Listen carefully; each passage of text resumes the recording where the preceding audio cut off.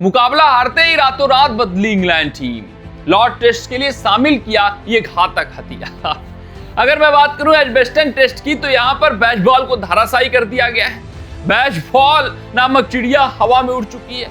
ये Ben Stokes जो मंद मंद पिछले मुकाबले में मुस्कुरा रहे थे, वो मुस्कुराहट खत्म हो गई है, वो सीरियसनेस अब चेहरे पर आ चुकी है।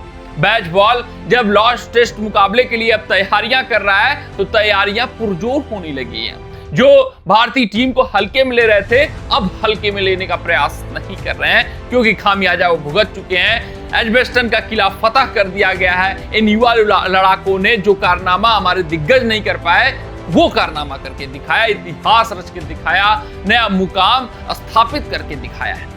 तो लॉर्ड टेस्ट जो कि 10 तारीख से खेला जाने वाला है, बहुत ज्यादा दिन दूर नहीं है, उसके लिए अपने स्क्वाड में बेसबॉल नामक चिड़िया ने बदलाव कर डाला है। यानी कि बेन स्टोक्स ने ऐलान किया कि हमारे स्क्वाड में कुछ तब्दीलियां हुई हैं। एक घातक हथियार को इन्होंने ऐड किया है, क्योंकि इन्होंने देख लिया है कि इनकी गेंदबाजी का क्या हसर हुआ है। आप पहले टेस्ट मुकाबले की बात करो, वहां पर भी इनके जो प्रीमियम तेज गेंदबाज थे, जॉश टंग और ब्रेडन कार्स, काफी साधारण दिख रहे थे। सबसे इफेक्टिव और मेन लीडर इनके पेस अटैक के बेन स्टोक्स समझ में आ रहे थे। वही हाल दूसरे टेस्ट मुकाबले में हुआ। यहाँ पर भी जॉश टंग और ब्रेडन कार्स काफी साधारण दिखे और सबसे ज्यादा बेहतरीन गेंदबाजी बेन स्टोक्स करते हुए दिखे।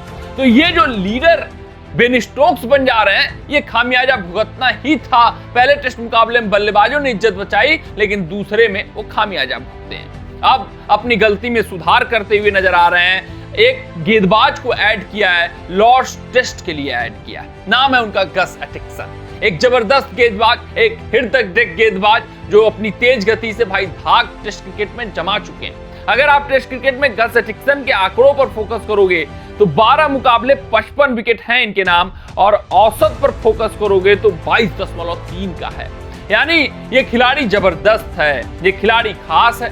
सिर्फ और सिर्फ इधर बीच ब्रेडन कार्स का उदय हो गया था। जॉश टंग बेहतर गेंदबाजी करने लगे थे, उस वजह से उनको प्रीफर किया जा रहा था। अन्यथा गस एटिक्सन ने प्रभाव टेस्ट क्रिकेट में पहले से ही छोड़ा हुआ है।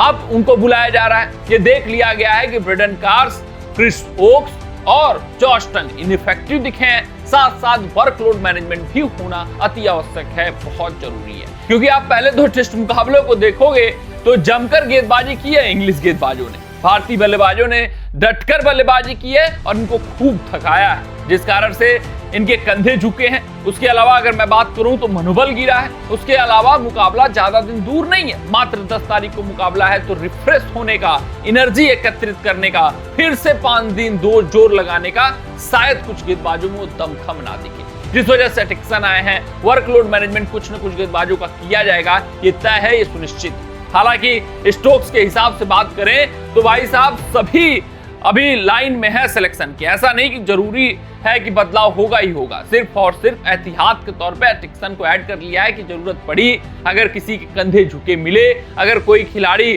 पूरी तरीके से तैयार नहीं मिला, तो हम एटिक्सन को खिला ही सकते हैं। इसके अलावा जो सबसे पहले इस स्क्वाड की प्लेइंग 11 में आएगा स्क्वाड से, वो है भाई जोफ्रा आर्चर।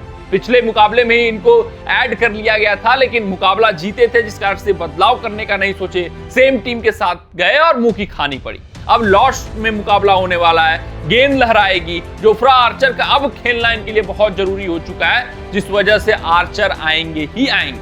अब वो ब्रेडन कार्स की जगह आएंगे या जॉश टंग की आएंगे, ये देखना दिलचस्प रहेगा, या दोनों को बाहर किया जाएगा। क्योंकि आर्चर का आना है, एक न एक आएंगे।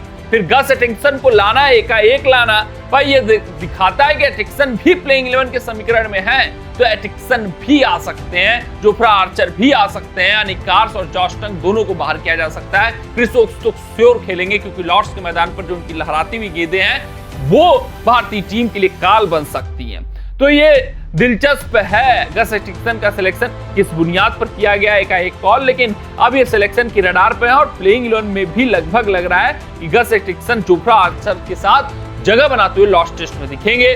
ब्रेडन कार्स और जॉश टंग दोनों को बाहर बिठाया जा सकता है वर्कलोड मैनेजमेंट के तहत। अब अगर हम नए अपडेटेड स्क्वाड की बात करें तो कुछ इस प्रकार दिख रही है। बेन स्टोक्स कप्तान है, Jofra Archer, Gus Atkinson, Shoaib Bashir, Jacob Bethell, Harry Brook, Brydon Carse, Sam Cook, Zak Crawley, Ben Duckett, Jamie Overton, Ollie Pope, Joe Root, Jamie Smith, Josh Tongue, Chris Woakes. कुछ बदलाव जो इंग्लैंड अपनी playing 11 में कर सकता है वो ऑलराउंडर्स को खिलाकर कर सकता है। जैसे कि अगर मैं बात करूं, ये शोएब बासिर के साथ जा रहे हैं और आप अगर जानते होंगे लॉर्ड्स के मैदान पर तो स्पिन टू विन यहां पर नहीं होने वाला है। यहां पर 2 से 3 दिन में गेम फरियाने वाला है। ना इधर ही बहुत स्किल सेट है स्विंग गेंदबाजी को खेलने का, ना ही इंग्लैंड टीम में वो स्किल सेट है।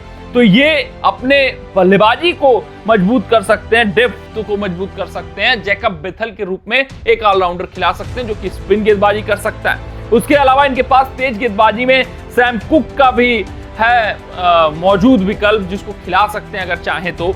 और विकल्पों में जाएं तो फिर वहां पर आपको जेमी ओवरटन दिखेंगे जिनको खिला सकते हैं जोफ्रा आर्चर और गस एटिक्सन के साथ। तो ये पूरी की पूरी स्क्वाड जिसमें एटिक्सन को ऐड किया गया है। प्लेइंग 11 में बदलाव तय है। जोफ्रा आर्चर का खेलना लगभग तय है। ब्रेंडन मैकुलम हिंट कर चुके हैं। इसके अलावा अगर मैं बात करूं तो गस एटिक्सन भी आ सकते हैं जॉश टंग और ब्रेंडन कार्स में से किसी एक की जगह। उसके अलावा आप खेलते हुए दिख सकते हैं आरसीबी के स्टार खिलाड़ी जैकब बेथल को बतौर ऑलराउंडर, किसके जगह शोएब बासिर की जगह। कमेंट सेक्शन में कमेंट करके बताइएगा कि आपको क्या कुछ लगता है, क्या कुछ बदलाव करेगी इंग्लैंड टीम। जोफ्रा आर्चर खेलेंगे या नहीं खेलेंगे और गस एटिक्सन कितना प्रतिशत चांस है कि खेलते हुए नजर आएंगे। मिलते हैं आपसे अगली रिपोर्ट में। तब तक अपना ध्यान दें, सुरक्षित रहें, स्वस्थ रहें, मस्त रहें। जय हिंद, जय भारत।